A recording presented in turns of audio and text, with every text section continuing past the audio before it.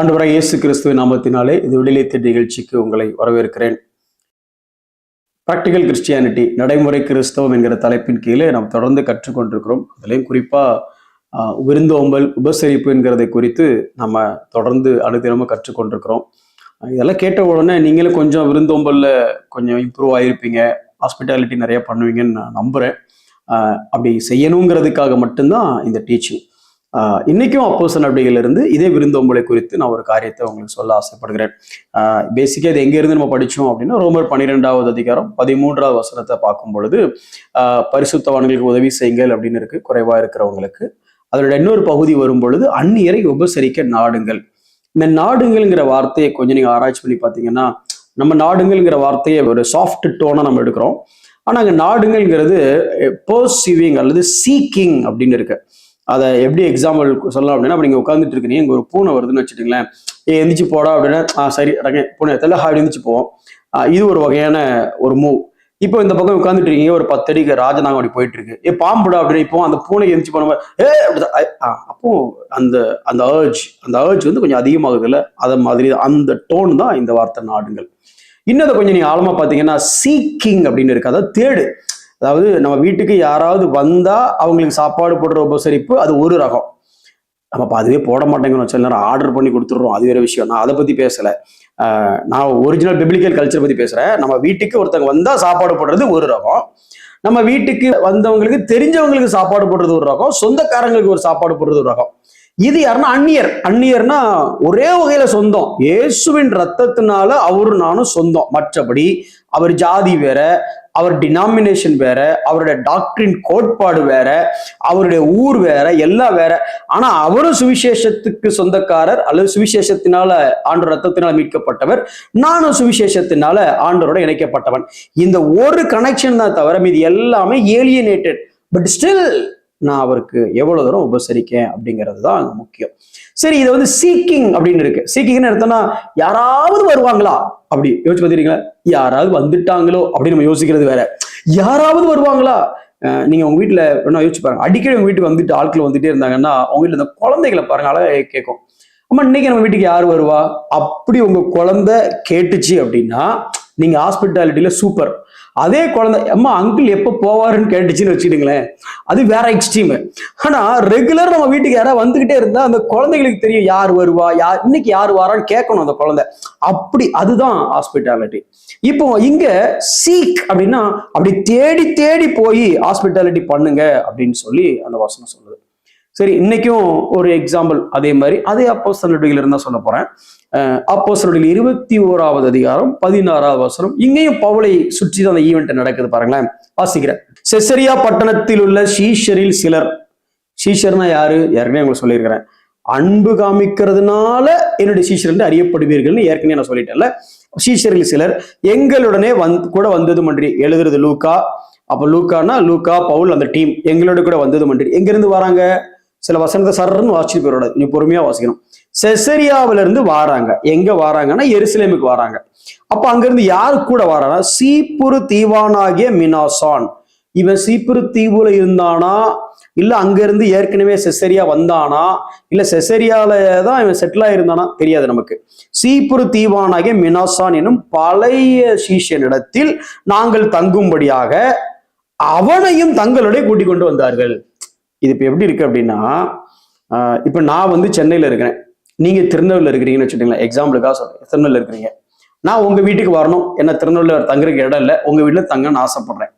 அப்போ நான் என்ன பண்றேன்னா, உங்க வீட்டு சாவி கொடுக்குறியா, வீட்டுல உங்க வீட்டுல போய் தங்கிக்கிறேன் அப்படிங்கிறத விட்டுட்டு, வா நான் திருநெல்வேலிக்கு போறேன், உங்க வீட்டுல தங்க போறேன், நீ என் கூட வரியா அப்படின்னு உங்களையும் டிக்கெட் போட்டு கூட்டு போய் திருநெல்வேலியில உட்கார வந்து நீங்க எனக்கு தேவையான எல்லா கடமையை செஞ்சுட்டு அதுக்கப்புறம் சரி பாப்பமா பை பை அப்படின்னு கிளம்பி வந்தா எப்படி இருக்கும்? நீங்களும் என்ன செய்வோமா? அட அன்னைக்கு அவங்க அப்படிதான் செஞ்சாங்க. வசனத்தை திருப்பி வாசிக்கிறேன், கவனிச்சு பாருங்க. சீப்புரு தீவானாகிய மினாசான் என்னும் பழைய சீஷன் இடத்திலே, பழைய சீஷன்கிறத நம்ம அப்புறம் படிக்கலாம், பழைய சீஷன் இடத்திலே நாங்கள் தங்கும்படியாக அவனையும் தங்களுடைய கூட்டி கொண்டு வந்தார்கள்.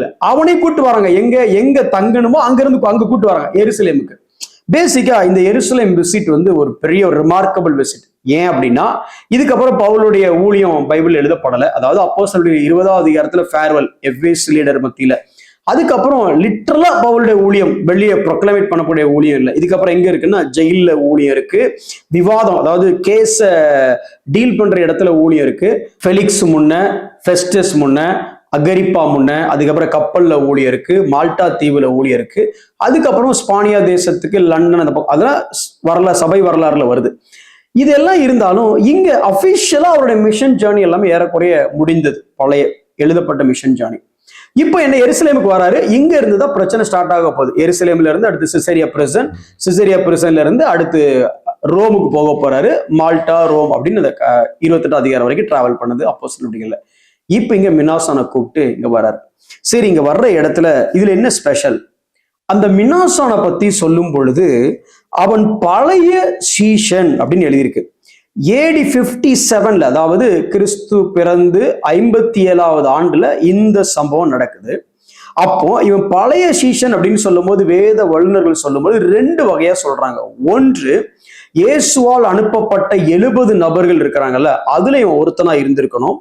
அப்படி இல்லை அப்படின்னா பெந்தெகோஸ்தே நாள்ல ரட்சிக்கப்பட்ட அந்த சீசன்ல ஒருத்தனா இருந்திருக்கணும். அப்ப ஏறக்குறைய 27 வருஷம் கடந்து போயிருக்கணும். இவன் பழைய சீசன் அப்படின்னா ஒன்று 70 பேர்ல ஒருத்தன், இல்லைன்னா அந்த அப்போஸ்தலர்கள் 2வது அதிகாரத்துல நடக்கக்கூடிய அந்த சம்பவத்துல ஒருத்தன். எப்படி இருந்தாலும் குறைஞ்சபட்சம் 27 வருஷம் கடந்திருக்கணும். அப்போ ஒரு வாலிபனா இருந்து ரட்சிக்கப்பட்டாலும் இந்த 27 வருஷம் கடந்துடுச்சுன்னா இவர் ஒரு வயதான நபர் அப்படின்னு வயத வல்லுநர்கள் வியாக்கியானம் கொடுக்குறாங்க. அப்போ ஒரு வயசான ஆளு நம்பர் 1.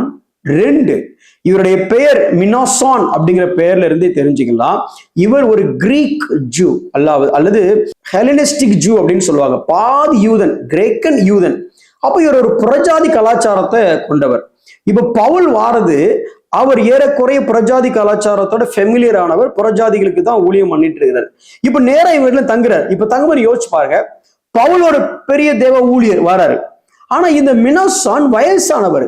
அப்போ கொஞ்சம் நீங்க யோசிச்சு பாத்தீங்கன்னா வயசானவர்களுக்கு மற்றவர்கள் பணிவிடை செய்வது நியாயமான ஒன்று, வயதானவர்களுக்கு மற்றவர்கள் பணிவிடை செய்யணும்னு எதிர்பார்ப்பது நியாயமான ஒன்று. ஆனா இங்க யார் வீட்டுக்கு வராங்கன்னா மினாசான் வீட்டுக்கு வராங்க. ஏறக்குறைய 50 வயசுக்கு மேல அவருக்கு இருக்கும். இப்ப அவர் தான் என்ன பண்ணணும், பவுலுக்கும் மற்றவங்களுக்கும் சேவகம் பண்ணணும். 2வது, இந்த வீட்டுல யாரு இருந்தாங்களான்னு தெரியல. அப்ப அங்க இருந்து இந்த வீட்டுல யாருமே இல்லாததுனால தானே ஒருவேளை அவரை கூட்டு வந்திருக்கணும். அல்லது இங்க வந்த உடனே முழு பொறுப்பை யாரு பார்த்திருக்கணும்னா இந்த மினாசான்ங்கிற வயசானவர் தான் பார்த்திருக்கணும். அதையும் தாண்டி பவுலுக்கும் மினாசானுக்கும் பழக்கம் ஏற்பட்ட மாதிரியே இல்லை. ஏன்னா பவுல் அப்பதான் ஃபர்ஸ்ட் டைம் அந்த பக்கம் வராரு, திருப்பி எருசலேமுக்கு வரும்பொழுது. அப்போ இந்த சிசேரியா பட்டணத்துக்கு கூட்டு வந்து ஊருக்குள்ள போனா பஸ்கா பண்டிகை பயங்கர பிஸி, பயங்கர கூட்டம், பொருட்கள் எல்லாம் பயங்கர காஸ்ட்லியா இருக்கும். அப்படிப்பட்ட திருவிழா கோலமான அந்த காலகட்டத்துல ஊருக்கு வெளியே இந்த சிசேரியா பட்டணத்துல வந்து சிசேரியால இவருடைய வீட்டுல இங்க வந்து தங்கி இருக்கிறாங்க. இதுக்கு எவ்வளவு தூரம் டிராவல் பண்ணி வந்திருப்பாங்கன்னு நினைக்கிறீங்க? 60 மைல் தூரம் இந்த வயதான நபர் பவுலோட டிராவல் பண்ணி வந்திருக்கணும். 60 மைல் தூரங்கிறத நடந்து வந்தாங்கன்னா 3 நாள் நடந்து வந்திருக்கணும். இல்ல ஒருவேளை கழுதை அந்த மாதிரி அனிமல்ஸ் மூலமா வந்தாங்கன்னா 2 நாள் டிராவல் பண்ணி வந்திருக்கணும். வந்த உடனே யாரெல்லாம் ரெடி பண்ணி கொடுத்துருப்பான்னு நினைக்கிறீங்க? இந்த மினாசான். யோசிச்சு பாருங்க, வயதானவர், அவர் வீட்டுக்கு பவுலை கூட்டு வராரு, அவரும் அவங்களோட சேர்ந்து நடந்து வராரு, அவரு ஹாஸ்பிட்டாலிட்டியை காமிக்கிறாரு. எந்த பவுலுக்கு? இப்போ இந்த பவுல் ஒரு ரிஸ்கான ஸ்டேட்ல இருக்கிறார். எங்க? எருசலேமுக்குள்ள போய் என்ன ஆக போகுதுன்னே தெரியல. அப்போ இந்த பவுல் மட்டும் மினாசான் வீட்டுல தங்கி இருக்கிறத யாராவது பார்த்தாங்கன்னா அது பவுலுக்கு மட்டும் பிரச்சனை இல்லை, மினாசானுக்கும் பிரச்சனை.